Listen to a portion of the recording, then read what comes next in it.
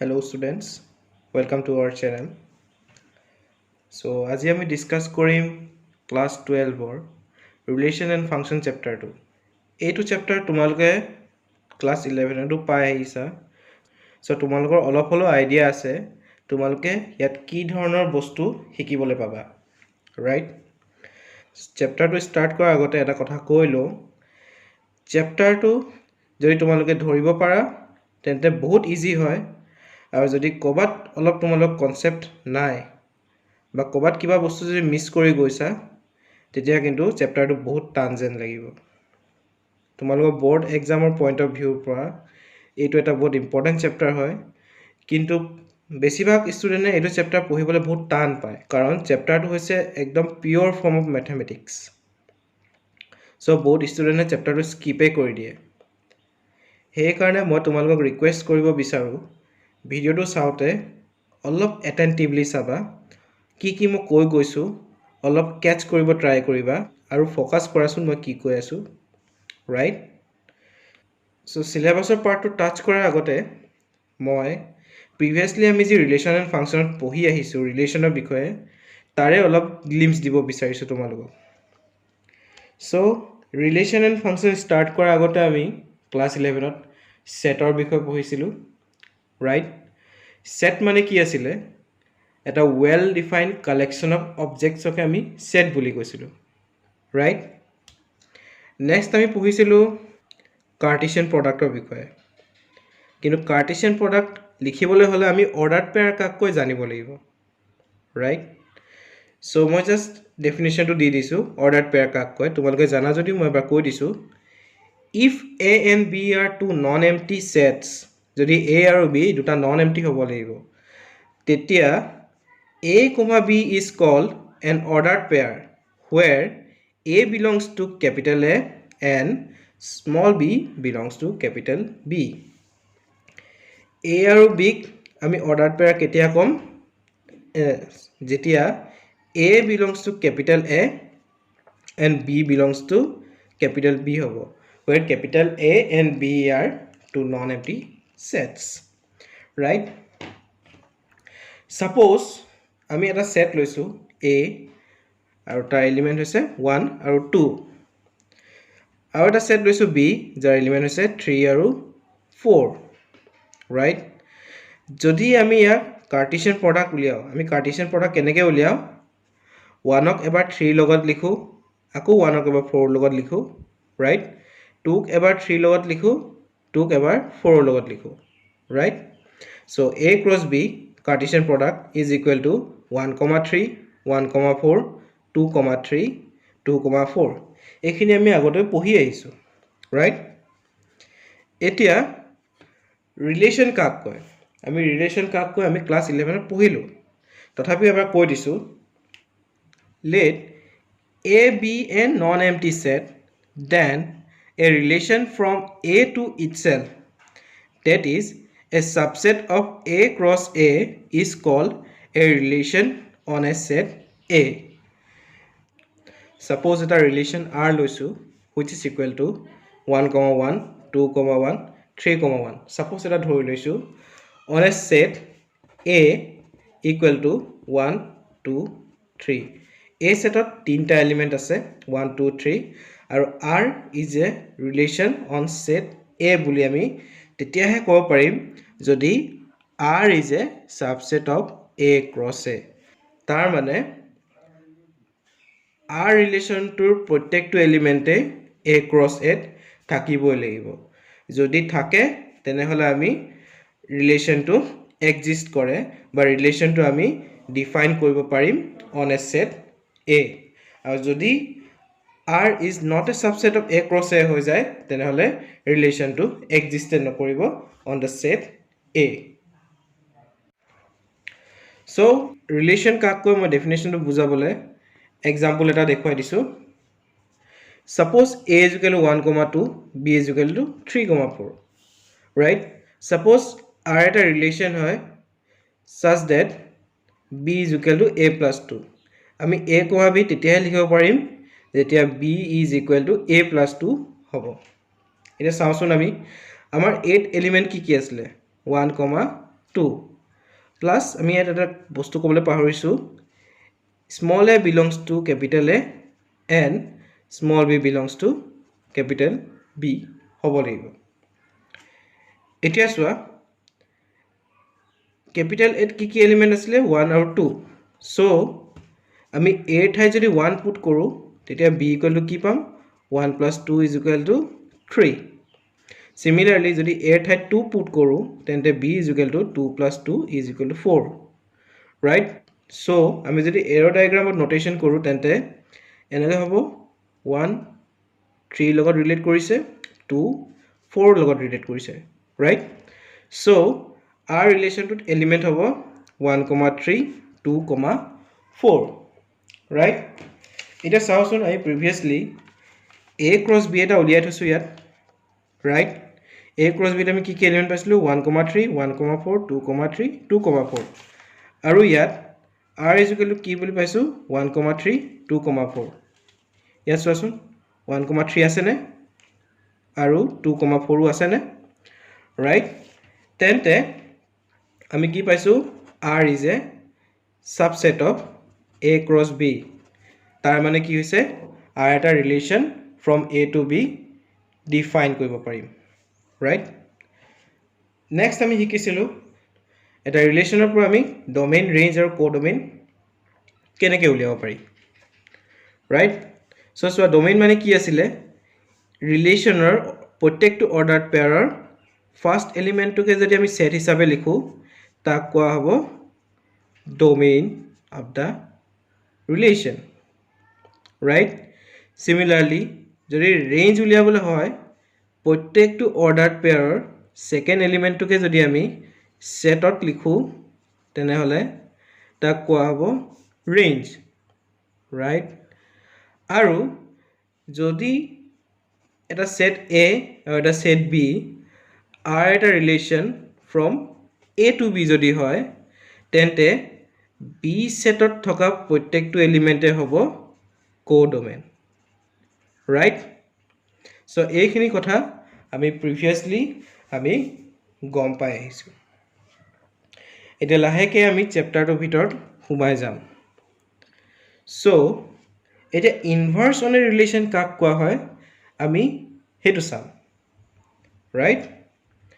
so inverse of relation কাক কোৱা হ'ব যদি a, b belongs to r হয় right তেন্তে b, a must belongs to r inverse এতিয়া চাও ডেফিনেশন ভালকে বুজিবলৈ আমি এক্সাম্পল এটা লৈ চাম এক্সাম্পলত চোৱা দুটা সেট লোৱা হৈছে a আৰু b a b এলিমেন্টবোৰ হৈছে 1 2 3 b এলিমেন্টবোৰ হৈছে a b c d suppose r এটা ৰিলেচন আমি কনস্ট্ৰাক্ট কৰি লৈছো suppose 1 a 1 c 2 d 2 c be a relation from a to b then r inverse আমি কেনেকৈ লিখিম এই r ৰিলেচন টু কাৰণে r inverse আমি কেনেকৈ লিখিম সোৱা যদি a, b belongs to r হয় তেন্তে r inverse ত কি থাকিব b, a মানে জাস্ট পজিশনটো চেঞ্জ কৰি দিব লাগিব মানে অৰ্ডাৰড পেয়াৰটোত থকা a আৰু b ৰ পজিশনটো জাস্ট চেঞ্জ কৰি দিব লাগিব আগতে যদি r ত আমি a b লিখিছিলো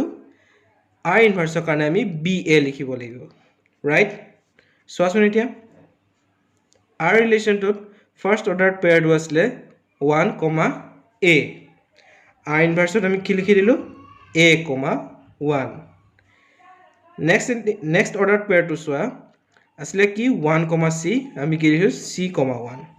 similarly 2 d to ami ki likhisu d 2 aur 2 c to likhisu c 2 so ami inverse keneke likhu tar eta ami basic knowledge paisu right ya domain to ami 1 3 নহয় ইয়াত হ'ব 1 2 1 3 ভুলকে লিখিছিলো কাৰণ order pair দুটাৰ first order পেয়াৰটোৰ first এলিমেন্টটো হ'ল 1 আৰু second order পেয়াৰটোৰ first element হ'ল 2 এতিয়া আমি চেপ্টাৰটোৰ মেইন অংশলৈ লাহে লাহেকৈ সোমাই আছো our main topic is types of relation suppose a eta set loisu 1 2 3 suppose r eta relation loisu a b such that a minus b is equal to 10 where a b belongs to a b আমি a এর পৰা লম such that আমি যদি ইয়াত যি কোনো দুটা এলিমেন্ট লো তাৰ সাবট্ৰাক্ট কৰিলে 10 ৰিজাল্ট উঠাব লাগিব এটা চোৱাচোন আমি এই a সেটটোৰ এলিমেন্টৰ পৰা যদি আমি যি কোনো দুটা এলিমেন্ট লো আমি মাইনাস কৰাৰ পিছত 10 পাব পাৰিম নেকি জাস্ট অলপ ভাবাচোন obviously নোৱাৰো যদি আমি অৰ্ডাৰ পেয়াৰ যদি আমি 12,2 অৰ্ডাৰ পেয়াৰ এটা যদি বনাব পাৰিলোহেঁতেন তেতিয়া নিশ্চয় এই r ৰিলেশনটো থাকিলেহেঁতেন বা সাপোজ 11,1 যদি আমি বনাব পাৰিলোহেঁতেন তেতিয়া নিশ্চয় এই r ৰিলেশন থাকিলেহেঁতেন ৰাইট কিন্তু 12 11 এৰ এলিমেন্ট হয় জানো obviously নহয় সো r ৰিলেশনটোত আমি কিবা এলিমেন্ট বা অৰ্ডাৰ পেয়াৰ কিবা লিখিব পাৰিম জানো নোৱাৰো তাৰ মানে কি r ৰিলেশনটো এম্পটি হয় ইয়াত কোনো এলিমেন্টে আমি পুট কৰিব নোৱাৰো ৰাইট সো এনেকুৱা ধৰণৰ ৰিলেশনক কোৱা হয় এম্পটি ৰিলেশন বুজি পাইছানে একদম সিম্পল কনসেপ্ট যদি আমি ৰিলেশন এটাত কোনো এলিমেন্ট যদি দিব নোৱাৰো তেন্তে তেনেকুৱা ধৰণৰ ৰিলেশনক কোৱা হ'ব এম্পটি ৰিলেশন ৰাইট সেম বস্তু চোৱা যদি a is equal to 1 2 3 হয় আৰু r is a relation a b such that a minus b is less than 10 where a b must belongs to capital A এতিয়া চোৱাচোন আমি যি কোনো যদি এলিমেন্ট a এৰ পৰা লো সাপোজ 1 2 লো 1 1 লো সব চোৱাচোন আমি যে সাবট্ৰাক্ট কৰাৰ পিছত less than 10 পাম নে obviously পাম চাওচোন আমি কি এলিমেন্ট পাব পাৰো দেই r টো আমি কনস্ট্ৰাক্ট কৰি চাও 1 1 পাম নে পাম 1 2 লিখিব পাৰিম নে পাৰিম 1 3 obviously পাৰিম 2 1 2 2 2 3 ও লিখিব পাৰিম ৰাইট 3 1 ও লিখিব পাৰিম 3 2 লিখিব পাৰিম 3 3 ও লিখিব পাৰিম ৰাইট এতিয়া চোৱাচোন a ৰিলেশন টু গৈ a ক্ৰস a ৰ লগত একে হৈ গৈছে a cross a to a same order pair কি নাথাকিব জানো right so r relation to cartesian প্ৰডাক্টৰ ইকুৱেল হৈ যায় তেনেহলে তেনেকুৱা আমি ৰিলেশনক ইউনিভাৰ্সাল ৰিলেশন বুলি কম কি বুলি কম ইউনিভাৰ্সাল ৰিলেশন সো নেক্সট আমি চাম আইডেন্টিটি ৰিলেশন কাক কোৱা হয় ডেফিনেশনটোত কৈছে যদি a এটা নন এম্পটি সেট হয় তেন্তে identity relation which is represented by ia is equal to a where a belongs to a মানে সোয়া যদি a এটা নন এম্পটি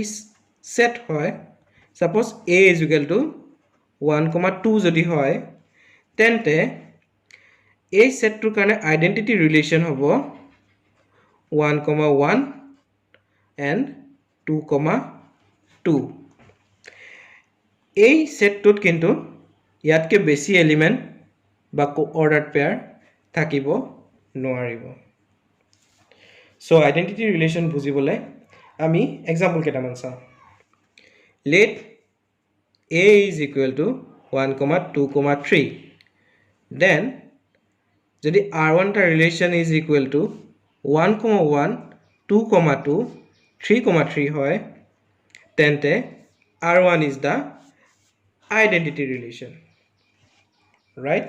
আমি আগৰ এক্সাম্পলটোত 1,2 লৈছিলোঁ এৰ এলিমেণ্ট চ' 1,1 2,2 হৈছে আইডেন্টিটি ৰিলেশ্যন এতিয়া চোৱা R2 এটা relation on the same set A বুলি কৈছে দেই A is equal to 1,2,3 আছিলে চ'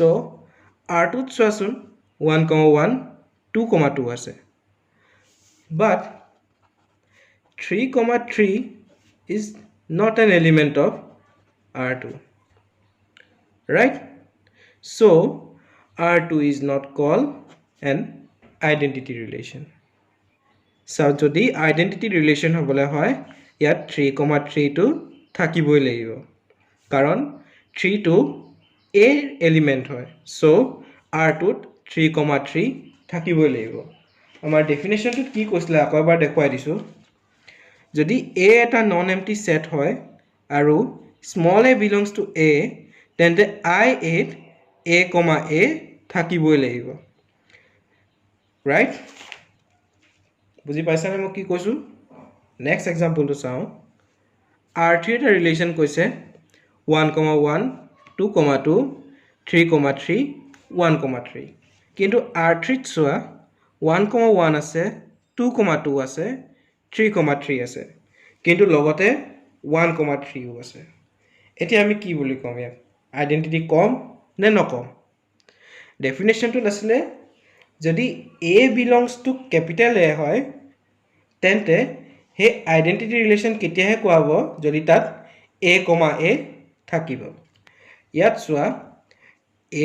A তো আছে কিন্তু লগতে এটা এক্সট্ৰা এলিমেন্টও আছে so R3 is not an identity relation এতিয়া আমি ৰিফ্লেক্সিভ ৰিলেশ্যন চাব খুজিছো ৰিফ্লেক্সিভ ৰিলেশ্যন কাক কোৱা হয় যদিহে A, A belongs to R হয় for all A belongs to A এতিয়া চোৱাচোন দেখিবলৈ ৰিফ্লেক্সিভ ৰিলেশ্যনৰ ডেফিনেশ্যন আৰু আইডেন্টিটি ৰিলেশ্যনৰ ডেফিনেশ্যনটো প্ৰায় একেই নিচিনা লাগিছেনে কিন্তু হেতৰ দুটাৰ মাজত এটা বেছিক ডিফাৰেন্স আছে সেই কাৰণেহে আইডেন্টিটি ৰিলেশ্যনৰ নামটো বেলেগ ৰিফ্লেক্সিভ ৰিলেশ্যনছবোৰৰ নাম বেলেগ চোৱা আইডেন্টিটি ৰিলেশ্যনত আমি কি লিখিছিলোঁ সেটটোৰ ভিতৰত A, A থাকিব তাতকে বেলেগ এলিমেন্ট থাকিব নোৱাৰে কিন্তু ৰাইট কিন্তু ইয়াত চোৱা আমি কি কৈছো এটা ৰিফ্লেক্সিভ ৰিলেশ্যন কেতিয়া কোৱা হ'ব যদি তাত A, A থাকে জাস্ট ৰিলেশ্যনটোত A, A থাকিবই লাগিব কিন্তু প্ৰত্যেকটো A থাকিব লাগিব কিন্তু ৰাইট এক্সাম্পল কিছুমান লৈ আমি চাওঁ let